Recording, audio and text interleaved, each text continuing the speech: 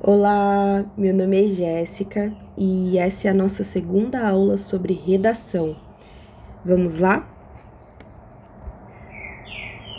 Bom, nesta aula, qual que é o objetivo desta aula? Nós vamos ver a estrutura dos parágrafos de desenvolvimento, né? Que nada mais é do que tópico frasal, mais tese, mais argumento. Vamos também ver um pouco sobre construção de um raciocínio lógico e também eu vou apresentar uma proposta de prática, né, para a gente fixar os conhecimentos. Bom, aqui só para relembrar, né, que uma dissertação é uma redação dissertativa argumentativa.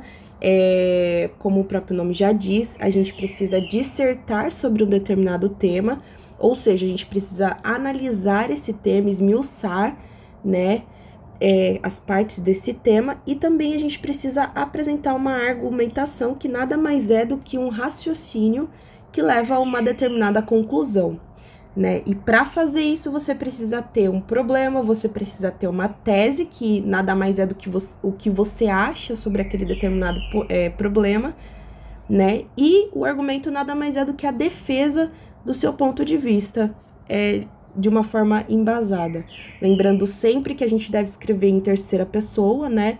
Nunca você acha nada e sempre você fala sobre algo, né? Você é um observador, um narrador observador. Então, você narra os fatos e você não participa da história. Bom, então vamos lá. Qual é a estrutura dos meus parágrafos de desenvolvimento? Eu tô falando dos meus parágrafos porque uma boa redação, para você explicar certinho o que você quer dizer, é importante que você desenvolva em 2 parágrafos, principalmente se você tiver 2 teses, tá? Se você tiver uma tese só, um parágrafo já é suficiente. Mas se você tiver 2 teses, o ideal é que você desenvolva em 2 parágrafos, para que você consiga explicar de uma forma bem clara e coesa, né, e coerente também, as suas ideias, a sua tese, para que as ideias não se misturem, né? É importante dizer também que as ideias não vão se misturar, porém elas precisam estar correlacionadas, né? Porque é isso que vai dar coerência para o nosso texto. Mas vamos lá. O que seria o tópico frasal? O tópico frasal eu vou explicar ele daqui a pouquinho, tá? Mas é importante você ter em mente o que é a estrutura do desenvolvimento. Você precisa ter o tópico frasal, a tese e um argumento. E por que eu coloquei a imagem de um pote com lápis colorido? Porque você provavelmente já fez seu plano de texto agora, né? Que é aquele brainstorm, você colocou várias ideias que vieram na sua cabeça e agora tá na hora de selecionar as que mais combinam com a sua tese, né? Então, é mais ou menos essa imagem que você tem que ter em mente, que você tem um pote de lápis de cor, mas que você não vai usar todas as cores, você precisa buscar as cores que mais combinam com o seu texto, que no caso são os argumentos que mais combinam com a sua tese, né? Que mais confirmem o que você está dizendo, tá bom? Bom, e o que é esse tópico frasal? O que significa isso, né? Nada mais é do que a ideia principal, a ideia central da sua tese, né? E o que você vai usar para introduzir o seu parágrafo de desenvolvimento, né? Ela tem que estar relacionada ali com a situação problema que você selecionou, né? E ela vai ser o foco do seu parágrafo de desenvolvimento, ou seja, nada mais é do que uma introdução, uma contextualização da sua tese, tá? E você pode fazer isso de diversas formas, como, por exemplo, você pode fazer uma declaração inicial da sua tese e explicar ela logo em seguida. Você pode dar uma definição para sua tese, caso seja um termo que pode ser definido. Você pode dividir este termo em partes e enumerá-los e ir esmiuçando no seu desenvolvimento. Você pode apresentar uma pergunta, né? Você pode estabelecer uma comparação ou realizar uma alusão histórica, né? Pode fazer uma referência a fatos históricos para introduzir a sua ideia principal, né? A ideia principal daquele parágrafo, que nada mais é do que a sua tese, né? Então, vamos ver como que isso se aplica? Só para recapitular a aula passada, né? Eu queria até aproveitar a oportunidade para fazer uma correção da nossa primeira aula, porque eu disse aqui que se você voltar na minha primeira aula, você vai ver que eu disse que a tese da redação da Carolina eram os dois últimos termos, né? Eu vou mostrar para vocês. Essa aqui é a redação da Carolina. Essa é uma redação de 2018. O tema foi manipulação do comportamento do usuário pelo controle de dados na internet. Na aula passada, eu disse que a tese dela era que a seleção prévia dos dados é inconcebível e merece um olhar crítico de enfrentamento. Isso faz parte da tese dela, mas, na verdade, a tese dela, ela tá sintetizada aqui, ó. Uma conjectura atual apta a moldar os hábitos e a informatividade dos indivíduos, tá? Então, essa conjectura atual apta a moldar hábitos é a minha primeira tese, e a informatividade a segunda. Que aqui a gente vai inverter, tá? Porque ela fez isso no texto dela e tá tudo bem, pode fazer isso, tá? Mas ela vai apresentar aqui pra gente primeiro a informatividade dos usuários e depois ela vai falar sobre os hábitos moldados, tá bom? Mas só aqui para fazer este adendo que é importante, tá? E aí você pode me perguntar qual que é o problema que ela apresenta, e o problema está aqui, ó. O problema apresentado por ela está aqui na oração anterior, tá? Que essa abundância de dados fornecidos pelas empresas de aplicativos vem sendo restringidos, né? E as notícias e os produtos culturais cada vez mais direcionados, ou seja, oferecendo aos indivíduos um viés, né? E isso, segundo ela, né, que é a tese que ela vai defender, causa uma conjectura atual apta a moldar os hábitos e a informatividade dos usuários. A informatividade nada mais é do que arsenal de informações que o indivíduo pode ter para usar nas suas situações cotidianas, nas situações sociais, né? E ela está dizendo que estes dados, eles são manipulados pelas empresas, e isso modula, né? Modula aí os hábitos e a informatividade das pessoas que acessam esses aplicativos, enfim. Então, tá bom, a gente já identificou a tese dela. E aqui, para reforçar, então, né, a gente pode observar um problema apresentado pela Carolina, que na introdução, tá? Este aqui é o parágrafo de introdução.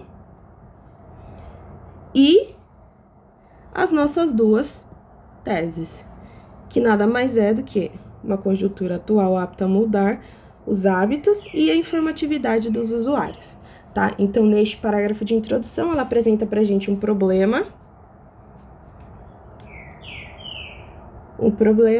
e aqui duas teses, que ela vai explicar melhor, né? Vai esmiuçar, vai dissertar e argumentar nos parágrafos de desenvolvimento.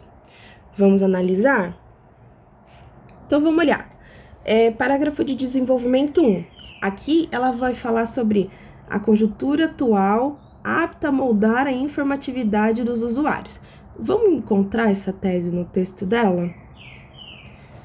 Bom, o que a gente tem que encontrar neste texto? A gente tem que encontrar o tópico frasal, né? Então, ela diz aqui pra gente que, em primeiro lugar, é válido reconhecer como este panorama supracitado é capaz de limitar a própria cidadania do indivíduo.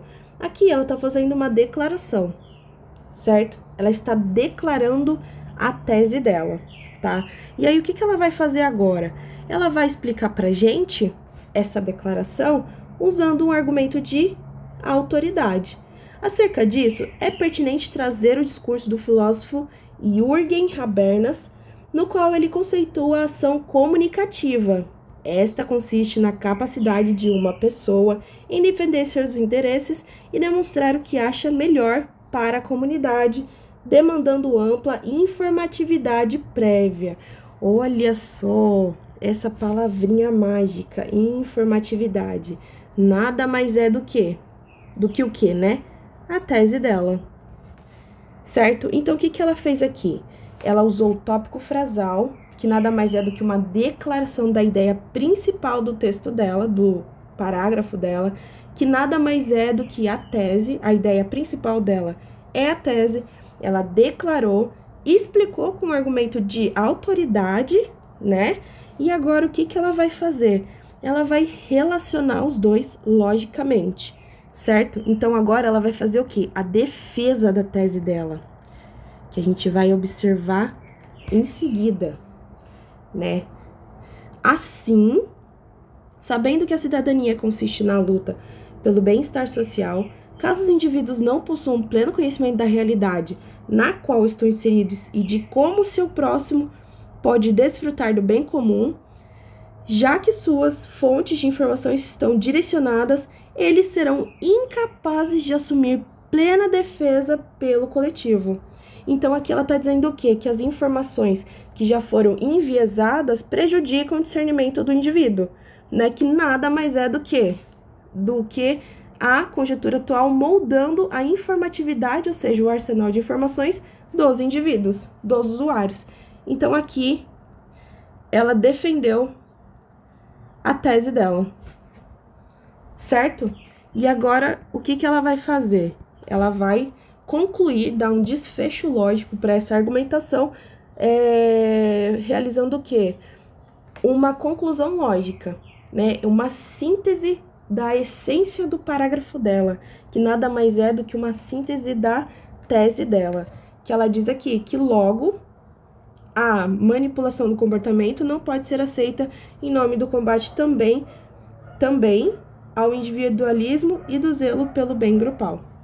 Então, ela sintetiza, né? Ou seja, ela conclui o raciocínio lógico dela com uma síntese da essência da tese dela, né? Do que ela pensa, do que ela conclui da argumentação que ela usou. Então, como você pode observar, existem esses três tópicos de estrutura dentro do desenvolvimento da Carolina Mendes. Tá bom? Vamos analisar o próximo parágrafo dela.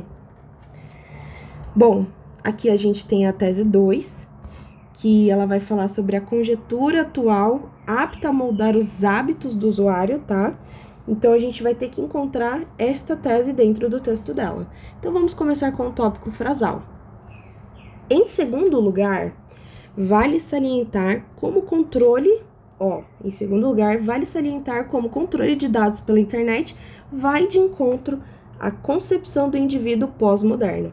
Ela fez uma declaração. Agora, ela vai fazer o quê? Ela vai explicar, defender essa argumentação por meio de um argumento de autoridade. Ela vai dizer que isso porque, de acordo com o filósofo pós-estruturalista Stuart Hall, o sujeito inserido na pós-modernidade é dotado de múltiplas identidades, tá? Então, ela usa uma ideia filosófica para explicar a declaração feita por ela na frase anterior, na oração anterior. Agora, o que a gente espera que ela faça? A gente espera que ela pegue esta explicação e relacione com a ideia principal deste desenvolvimento, que nada mais é do que a tese 2 dela, que é a conjuntura atual apta a mudar os hábitos. Então, vamos ver como ela relacionou essa declaração do Stuart com a tese dela? Sendo assim, as preferências e ideias das pessoas estão em constante interação, o que pode ser limitado pela prévia seleção de informações comerciais, produtos, entre outros. Então, aqui ela está dizendo que o que são os hábitos, né? São os costumes das pessoas. Então, aqui ela está dizendo que que essas preferências e essas ideias, elas estão em constante interação entre as pessoas, né?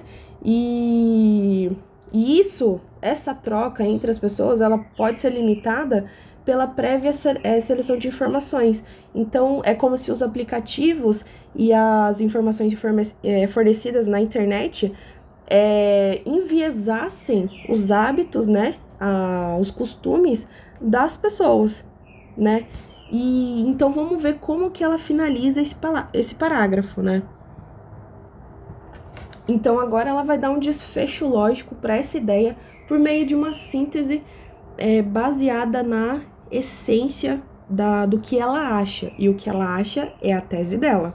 Então, ela vai dizer aqui pra gente que, por fim, seria negligente não notar como a tentativa de tais algoritmos de criar um universo culturais adequados a um gosto de seu usuário cria uma falsa sensação de livre-arbítrio e tolhe os múltiplos interesses e identidades que o sujeito poderia assumir. Então, assim, na troca entre os indivíduos dentro de uma sociedade, quando você tem aplicativos na internet enviesando os seus hábitos e costumes, isso impede a troca, né? A troca de informações entre os indivíduos, né? Troca de hábitos, costumes, porque isso dá uma sensação de falso livre-arbítrio, porque o indivíduo está sendo enviesado a gostar de algo e não é algo natural, não foi fruto de uma troca com outra pessoa, mas sim de um viés influenciado, né? De uma influência de aplicativos na internet. Então, essa era a ideia principal dela e foi assim que ela defendeu dentro do desenvolvimento. Então, note que a gente tem sim aqui um tópico frasal que foi declarado e explicado por meio de um argumento de autoridade, que foi do Stuart Hall nesse caso, e a partir dessa explicação, teve-se então aí a relação com a tese dela, né? E aí ela finaliza o parágrafo com uma conclusão, desfecho lógico, né? Ou seja, com uma breve síntese. Breve síntese parece uma coisa meio redundante, né? Mas é que é breve mesmo, né? Tipo, são algumas linhas só que ela conseguiu extrair o suco aí do que ela acha que é a tese dela, né? O que ela acha que é a tese dela, que foi sintetizada aí num desfecho lógico, né? Então, esta é a estrutura do nosso desenvolvimento. Então, como você pode observar, quando você apresenta o problema na introdução e você apresenta as suas duas teses, você vai defender essas teses nos seus desenvolvimentos, tá? E como você vai fazer isso? Apresentando um tópico frasal, né? Que pode ser um contexto histórico, uma definição, pode ser uma declaração que tem que apresentar uma explicação depois, e você pode usar o argumento, você pode e deve usar o argumento de autoridade para explicar o que você quer dizer com isso, né? E reforçar aí a sua tese, que vai estar relacionada com o argumento, que por fim você vai sintetizar de uma forma lógica, né? Que nada mais é do que o nosso raciocínio lógico, né? Então, quando você pega a sua tese, né, de novo, pega a sua tese na introdução, contextualiza ali por meio do tópico frasal no parágrafo de desenvolvimento, e aí depois você tem que pensar, pô, mas como que eu vou defender isso, né? Como que eu vou explicar isso? Você vai usar os argumentos de autoridade, que você pode tirar de filósofos, pode tirar de livros da literatura, pode tirar de músicas, e aí o limite é a sua criatividade, né? Pode ousar, né? Desde que esteja relacionado e que seja um argumento válido, né? Que seja enfim, que seja um argumento de uma autoridade válida também, né? E aí você vai defender seu ponto de vista e, por fim, no mesmo parágrafo de desenvolvimento, você vai fazer uma breve síntese para concluir suas ideias, né? E dar um desfecho lógico para o seu parágrafo. E lembrando sempre que essa breve síntese nada mais é do que o suco, a essência do que você pensa. E você pode afirmar isso depois de ter dado toda a sequência lógica na sua conclusão para reforçar a sua tese, tá? E deixar a ideia do seu parágrafo de desenvolvimento bem marcada. Bom, dito tudo isso, hora de praticar. Com o tema já apresentado na aula anterior, com o tema em mãos, né? É hora de você montar os seus parágrafos de desenvolvimento a partir da introdução que você desenvolveu na aula anterior. Então, você vai pegar as suas duas teses e vai dissertar e argumentar sobre elas em 2 parágrafos de desenvolvimento, obedecendo a estrutura que foi passada nesta aula, tá bom? Então, aqui só para recapitular, né? O que que eu e os corretores do Enem, os corretores da sua faculdade, o que que nós esperamos de você? Que você desenvolva no seu desenvolvimento o tópico frasal, que você me aponte, né, um argumento de autoridade e defenda a sua tese a partir dele, e que você me traga um desfecho lógico, para que sua ideia fique bem marcada e bem expressada, tá bom? E é isso. Obrigada!